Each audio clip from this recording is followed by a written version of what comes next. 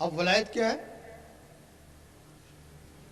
جب ہر وقت اللہ اللہ ہوتی ہے، نس نس میں جاتی ہے، تو تمہارے اندر جو روحیں ہیں وہ بھی اللہ اللہ کرنا شروع کر دیتی ہیں۔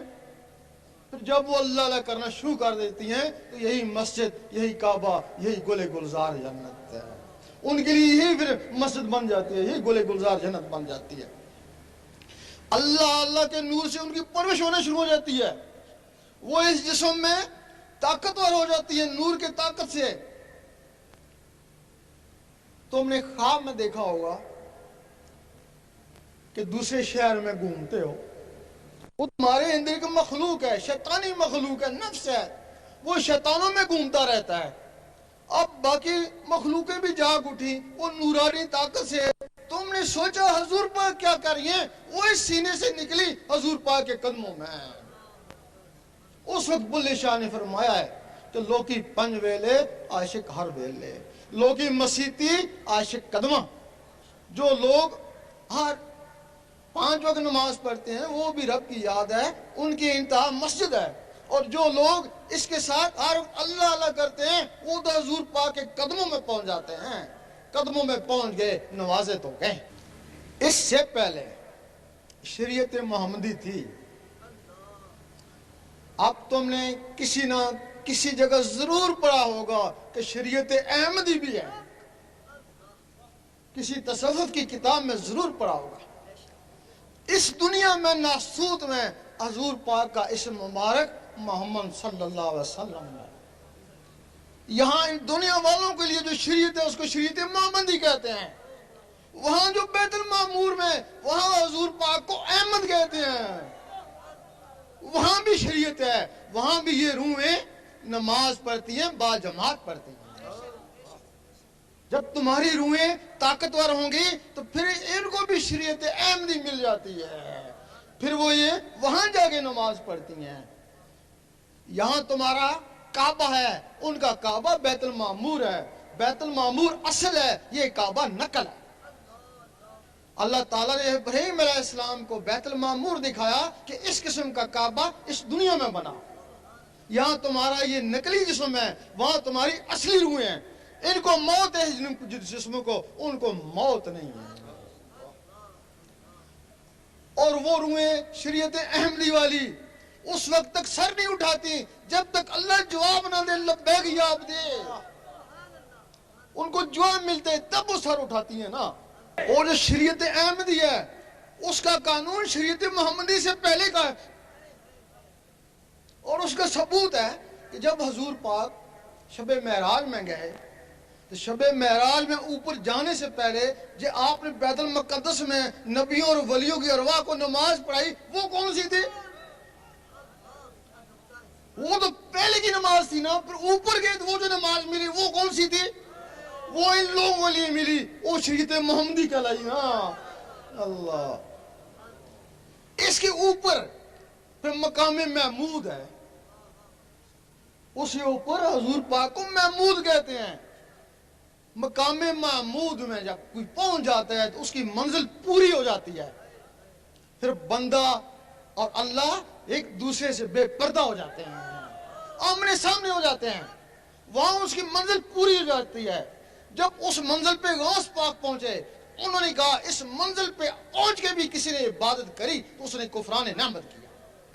غوث پاک نے فرمایا کہ مقام محمود پہ رب کے سامنے جا کے پھر بھی کسی نے نماز پڑھی تو اس نے کفران نعمت کیا۔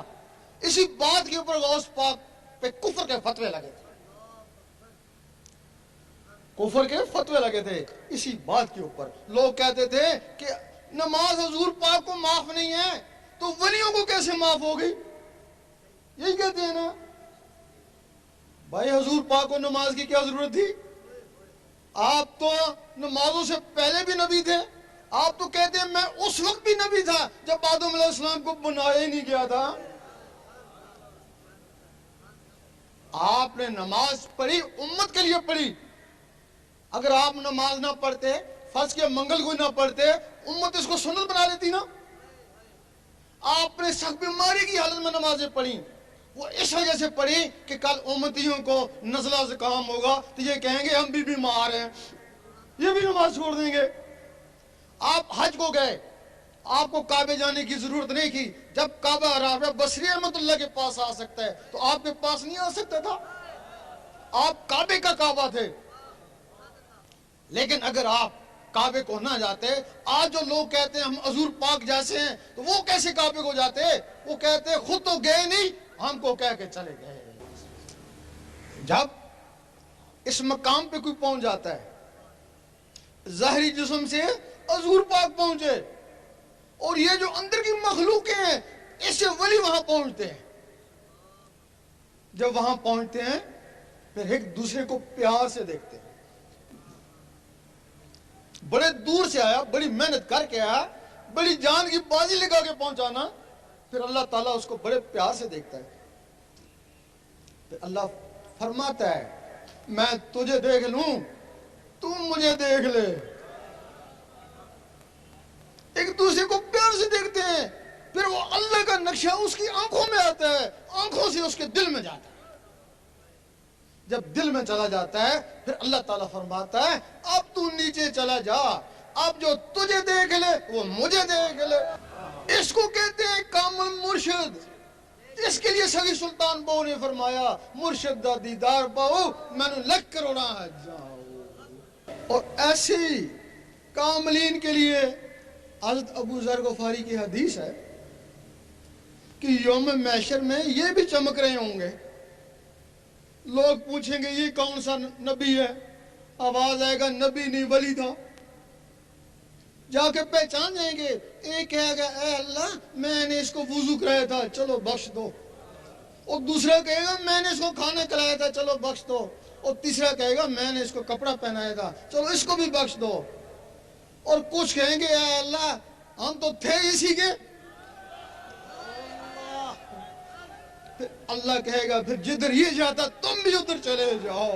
جو ساتھی بھی یہ چاہتے ہیں کہ ان کے دل کی دھڑکنیں اللہ اللہ میں تبدیل ہو جائیں، ذکر قلب کی اجازت لینا چاہتے ہیں، وہ قبلہ عالم سرکار شاہ صاحب کی آواز کے ساتھ اللہ اللہ پڑھتے رہیں، انہیں ذکر قلب کی اجازت ہو جائے گی. اللہ اللہ اللہ اللہ اللہ اللہ اللہ اللہ اللہ اللہ اللہ اللہ اللہ لا الہ الا اللہ. اب تمام حضرات جو نئے آئے ہیں ان کو اجازت ہے، ذکر قلب ہے، وہ چلتے پھرتے اٹھتے بیٹھتے دل کی دھڑکنوں کے ساتھ اللہ کا ذکر کرنے کی کوشش کریں.